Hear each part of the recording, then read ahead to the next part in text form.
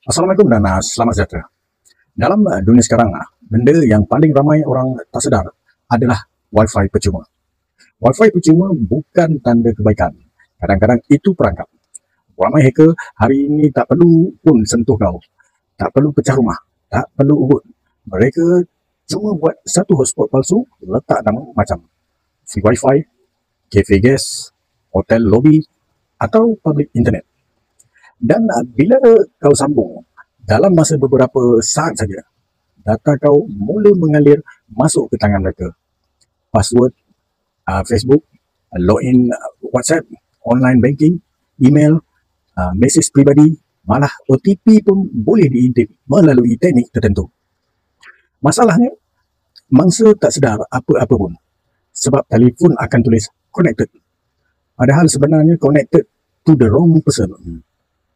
Hacker ni bukan budak biasa. Mereka ada alat scan, ada software sniffing dan boleh tengok trafik internet kau secara live. Kau tekan satu link, dia dapat. Kau login satu akaun, dia record. Kau buat transaksi, dia salin. Semua berlaku senyap. Tiada bunyi, tiada amaran. Sebab tu, kalau kau perasan, ramai orang tiba-tiba akaun bank kena tolak duit. WhatsApp kena ceroboh. Social media kena tukar password atau gambar peribadi tersebar. Rupanya punca hanya satu. Kau sambung Wi-Fi yang kau tak kenal. Geng, keselamatan cyber sekarang bukan main-main. Zaman sekarang hacker tak kejar komputer pejabat saja.